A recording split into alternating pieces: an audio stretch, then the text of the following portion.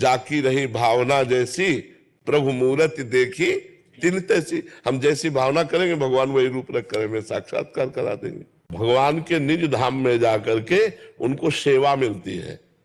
जिस भाव की सेवा करते हैं, जैसे मान लो दास्य भाव में रहे तो दास्य भाव की सेवा मिलेगी, सख्य भाव रहे तो सख्य भाव की सेवा मिलेगी, वात्सल्य भाव में रहे तो वात्सल्य भाव की सेवा मिलेगी, सहचरी भाव, गोपी भाव, जिस भाव की उनके अंदर प्रधानता रही है वही भाव में उनको वहां जाकर के सेवा मिलेगी। और जिस धाम के इष्ट के आसक्ति में रहे उसी धाम में जाएंगे। जैसे राम रूप में आसक्ति है तो साकेत धाम जाएंगे, भगवान श्री गोपी वल्लभ के रूप में आ सकते हैं तो गोलोक धाम जाएंगे, राधा वल्लभ के रूप में आ सकते हैं तो निकुंज धाम जाएंगे, शिव रूप में आ सकते हैं तो कैलाश धाम जाएंगे। ये सब भगवान के दिव्य धामों में जाकर अपने अपने आराध्य देव को जिस भाव से लाल लड़ाते थे वही सेवा उनको मिल जाती है।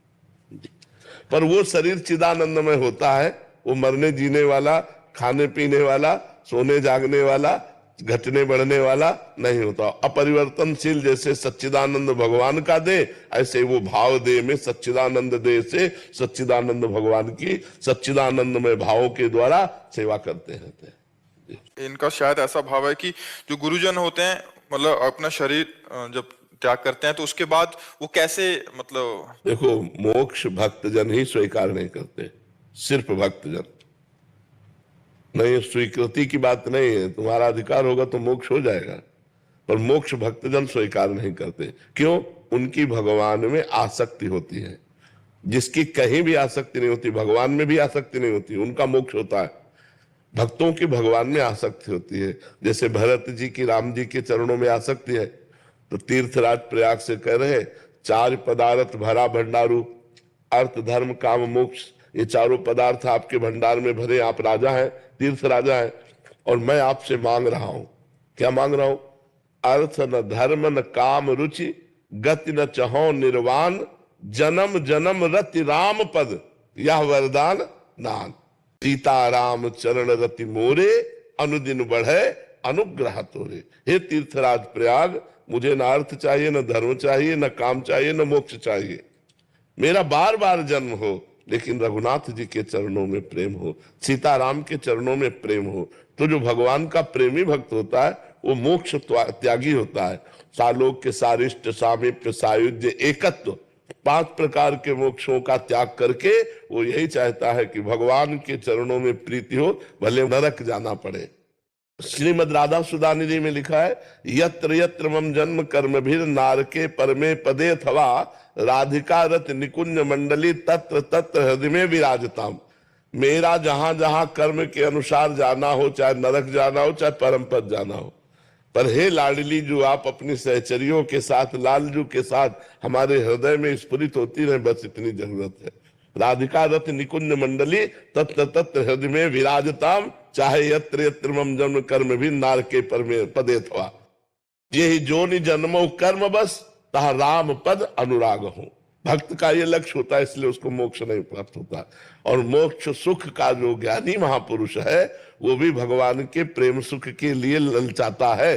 देखो, सनक सनंदन सनातन सनत कुमार ज्ञानी महापुरुष है ना, भगवान के दर्शन करने जय विजय ने जब रोक दिया तो साप दिया कि नहीं? कितनी बड़ी उनके अंदर लालसा है भगवान के दर्शन की, कि ऐसे थोड़ा रोक दिया तो असहनीय हो गया और उन्होंने साप दे दिया, जाओ 3 जन्म के लिए तुम राक्षस भाव को, दैत्य भाव को प्राप्त हो।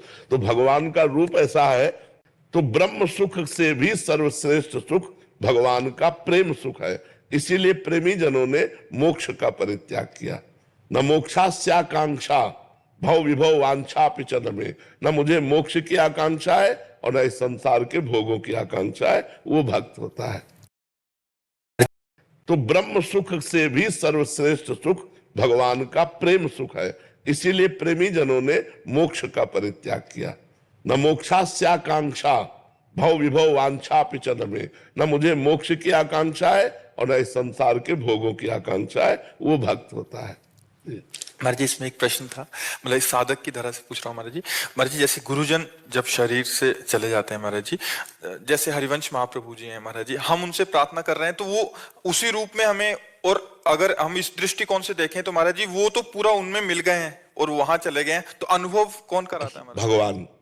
भगवान। जैसे हम उड़िया बाबा के दर्शन करना चाहें तो हमारे भगवान उड़िया बाबा का रूप रख करके आएंगे और वैसे ही वार्ता करेंगे, वैसे ही दर्शन देंगे। पूरा अनुभव वैसा ही होगा। पूरा अनुभव, क्योंकि पहले भी उड़िया बाबा भगवान ही थे, अब वो भगवान में लीन हो गए तो भगवान ही वही रूप धारण करेंगे। सब जीव भगवत स्वरूप है, हर जीव भगवत स्वरूप है, वो अपने स्वरूप को भूलकर स्त्री पुरुष माने हुए है। तो जब हम किसी भी रूप की आकांक्षा करते, किसी भी रूप की आकांक्षा करें, जाकी रही भावना जैसी प्रभु मूर्ति देखी तिन तैसी, हम जैसी भावना करेंगे भगवान वही रूप रख कर हमें साक्षात्कार करा देंगे।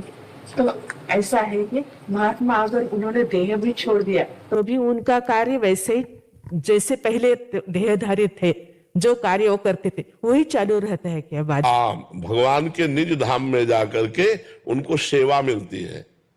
जिस भाव की सेवा करते, जैसे मान लो दास्य भाव में रहे तो दास्य भाव की सेवा मिलेगी, सख्य भाव रहे तो सख्य भाव की सेवा मिलेगी, वात्सल्य भाव में रहे तो वात्सल्य भाव की सेवा मिलेगी, सहचरी भाव, गोपी भाव, जिस भाव की उनके अंदर प्रधानता रही है वही भाव में उनको वहां जाकर के सेवा मिलेगी।